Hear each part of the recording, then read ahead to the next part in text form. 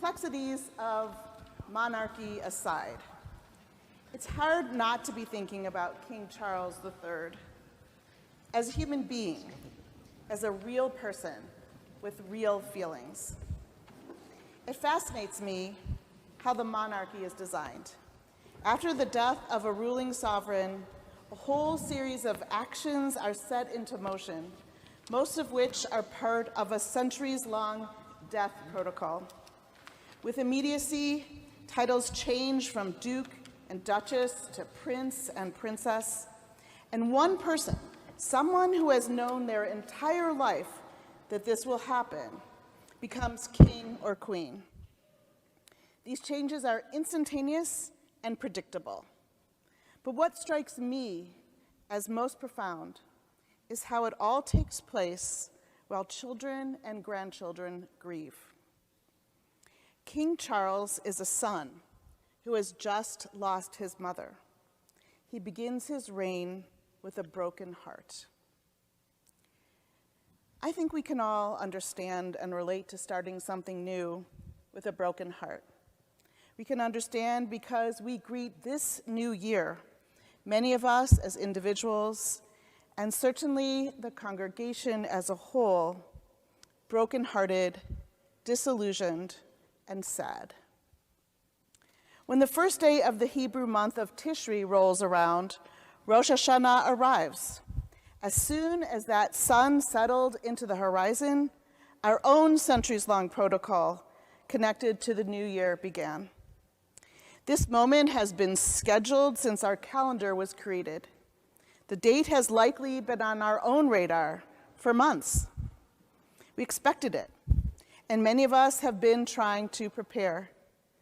The new year is intended to serve as an opportunity for renewal, a time to focus on becoming the best version of ourselves.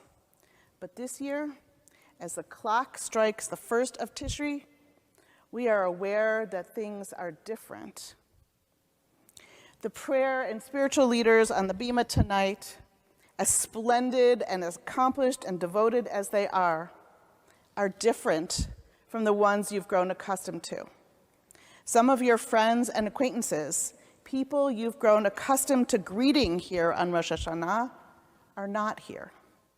To be sure, we have lost members to death, and some people have moved, but others have left in disappointment, frustration, and anger. We miss every one of them. On top of the communal grief we feel today, many of us have had personal challenges in the last year, obstacles, setbacks, loss, trauma. It's the first of Tishri. It's time to welcome the new year. How do we do that? Before I suggest how we might endeavor to embrace the new year with optimism, let me tell you what's not going to happen. Magic. Nothing magical is going to happen tonight or over the next 10 days of awe. Nothing magical is going to happen, but some of the rituals associated with Rosh Hashanah serve as good luck charms for the new year. We eat honey with apples in cakes on challah, on our fingers. We eat honey to wish one another and to ourselves sweetness, joy, goodness in the year to come. In some families, it is traditional to serve the head of a fish. I don't know if any of you do that. Or the head of a cabbage for vegetarians. In the hope that everyone at the table will be at the head and not the tail of whatever they do in the new year. Pomegranates, a symbol of fertility, some of us eat, offer hope for unlimited possibility. We can eat all the honey we want, but there is no magic trick or potion or incantation that can make this year a good one. Would that we could come into this place tonight, turn the page in the calendar to 5783, and wash away all the harsh words and angry voices. Would that the eloquent words and stirring melodies could erase all the bitterness and disappointment. Would that we could pray away our loneliness, our anger, our sadness. There is no magic that will take away our pain. There are no quick fixes, no instant healing balms. But Jewish history, our history, is one of starting over and over again, and often with broken hearts. The Judaism we practice today emerged from the devastating brokenness that followed the destruction of the temple in Jerusalem nearly 2,000 years ago. Jews torn away from their homes and homeland created a new Judaism, one that would guide us throughout our exile. And that is the Judaism that we still know. That exile was only the beginning. To be sure, our people have experienced other exiles. Think of the last scene in Fiddler on the Roof, with villagers filing out of that fictional Anatevka around the time of the Russian Revolution. Members of our own families traveled paths just like that, but from real towns and villages, and only a few generations ago. Time and time again, we have remade our lives, we have started anew, and we've done it all with broken hearts. Brokenheartedness has so long been a part of the Jewish experience that it is a common theme in our literature. This story comes from the lore of the Baal Shem Tov, the founder of Hasidic Judaism. Here's the story.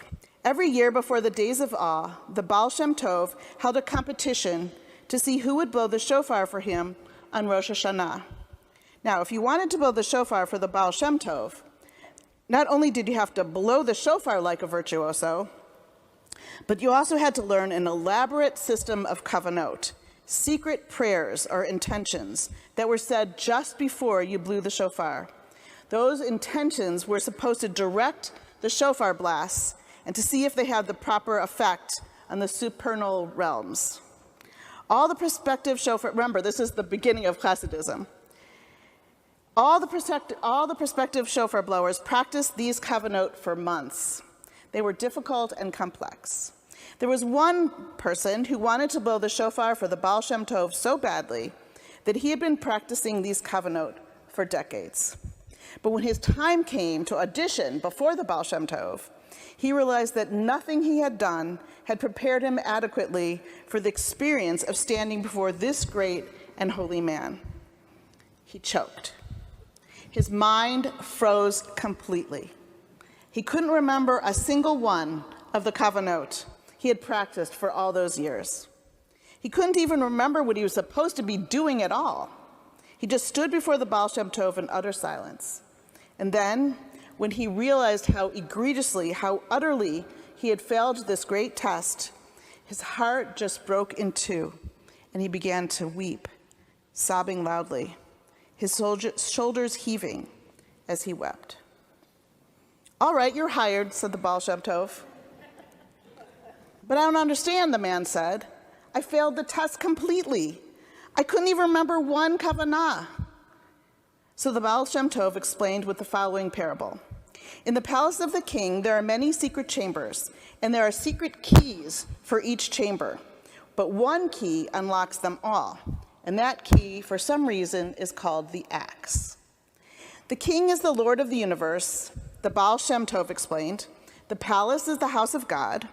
The secret chambers are the sphirot, the ascending spiritual realms that bring us closer and closer to God when we perform commandments such as blowing the shofar with a proper intention. And the secret keys are the kavanot. And the axe, remember that special key, the key that opens every chamber and brings us directly into the presence of the king, wherever he may be. That axe is the broken heart. For it says in Psalms, God is close to the brokenhearted. In some ways, although we don't always think of it this way, Rosh Hashanah is deeply rooted in brokenheartedness. We might even consider those shofar sounds that we'll hear tomorrow, the ones from the Baal Shem Tov story.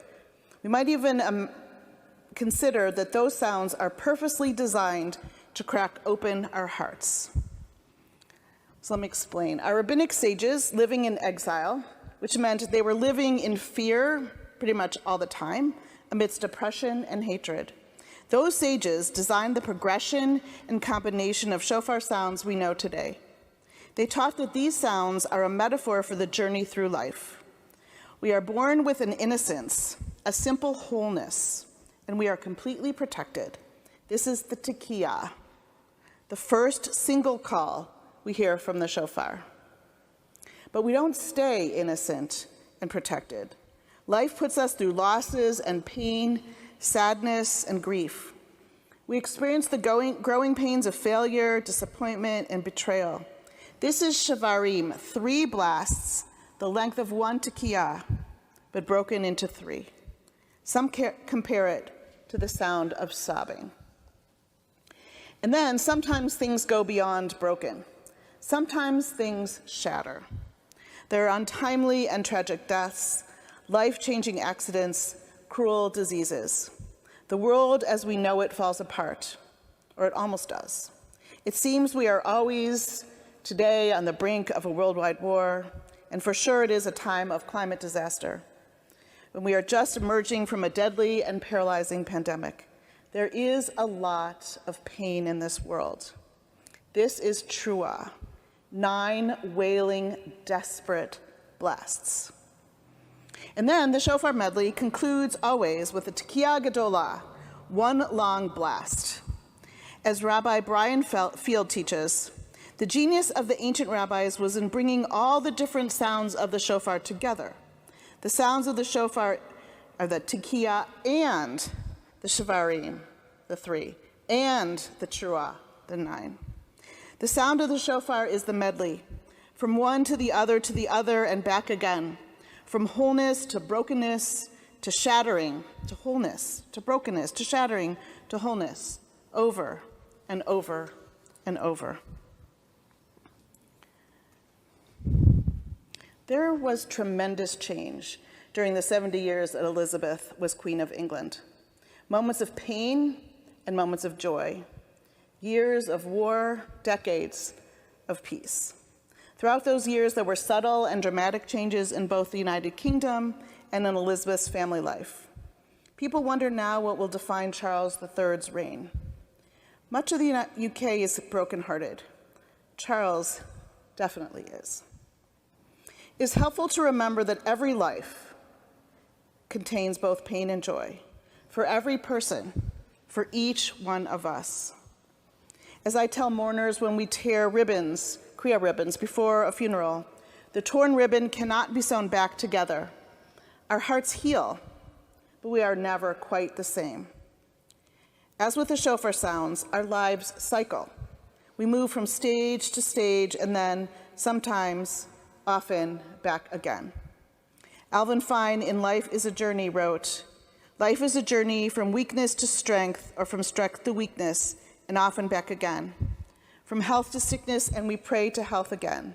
From offense to forgiveness, from loneliness to love, from joy to gratitude, from pain to compassion, from grief to understanding, from fear to faith."